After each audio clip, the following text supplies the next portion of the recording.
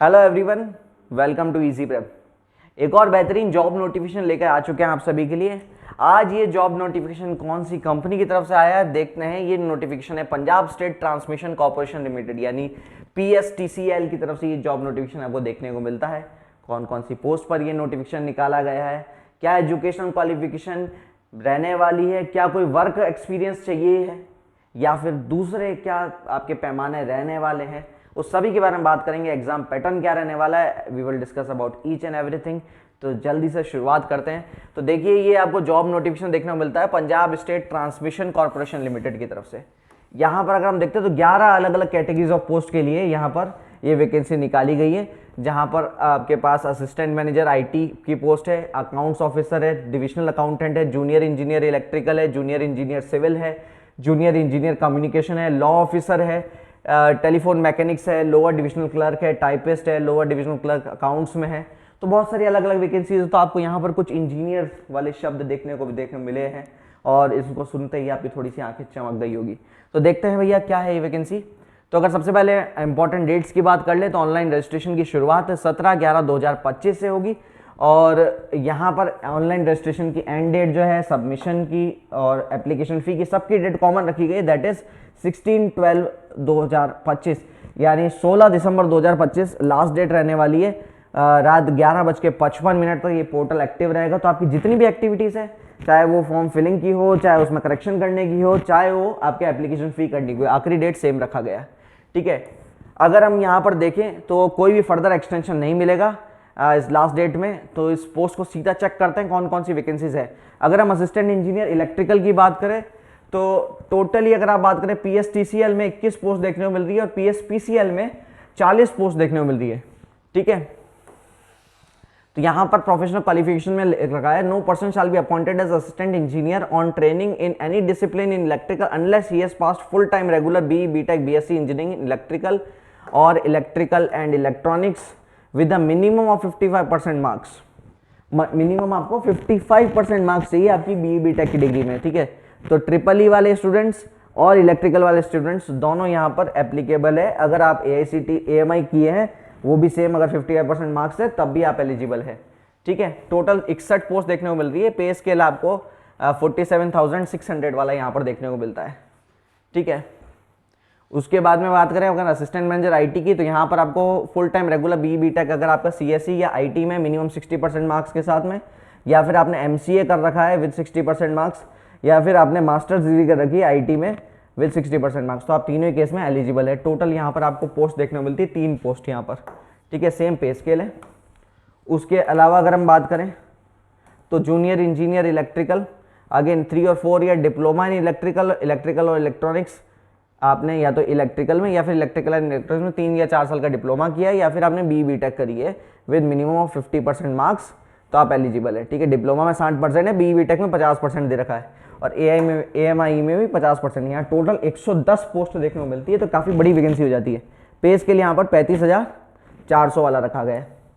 ठीक है, JEE civil की अगर हम बात करें तो फुल टाइम या तो 3 या 4 साल का डिप्लोमा विद 60% मार्क्स, या बीटेक बीएससी है विद 50% मार्क्स, या फिर AMI है विद 50% मार्क्स। ठीक है, तो आप एलिजिबल है। टोटल 15 पोस्ट है, 35,400 सेम पे स्केल। जूनियर इंजीनियर कम्युनिकेशन की बात करें तो same criteria, BTech with 50%, diploma with 60% या AMI with 50%। Total vacancies are 6, pay scale same है। ठीक है, तो ये वैकेंसीज आपको यहाँ पर देखने को मिल रही है इन सभी इंजीनियरिंग पोस्ट के लिए। ठीक है, बाकी जो भी पोस्ट है उनके लिए भी आप लोग चेकआउट कर सकते हैं, बट अगेन अगर इंजीनियरिंग से रिलेटेड स्टूडेंट्स के रिगार्डिंग बात करें तो यहाँ पर ये वाली वैकेंसीज आपको इंपॉर्टेंट रहने वाली है। प्रोबेशन पीरियड जो है यहाँ पर 3 साल का रखा गया है। ठीक है, उसके लिए जो भी चेंजेस होंगे पंजाब गवर्नमेंट में अगर कुछ चेंज आता है तो वो एक अलग बात है, बाकी अभी के हिसाब से देखें 3 साल का प्रोबेशन पीरियड यहाँ पर अलाउड है, यहाँ पर बेसिकली रखा जाएगा।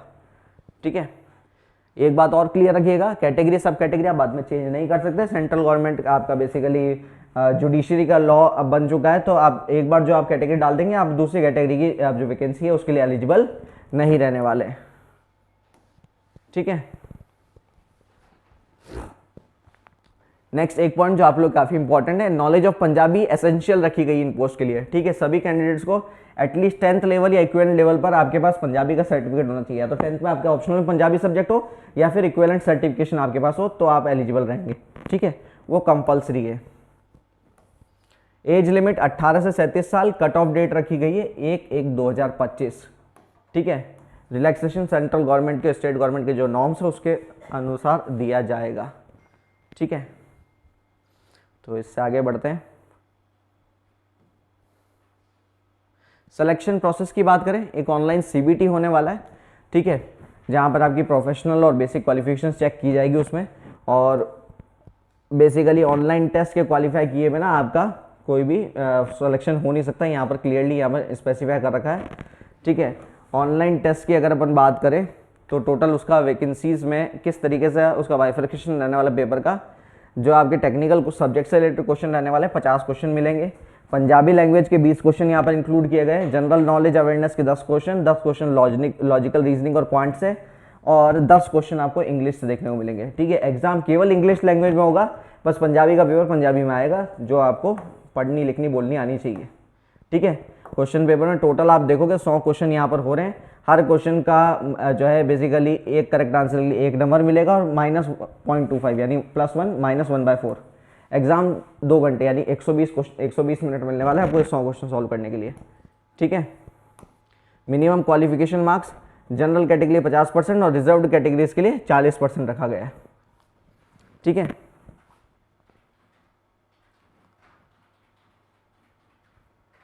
तो इंजीनियरिंग से रिलेटेड सब आपके पास वही रहने वाला है।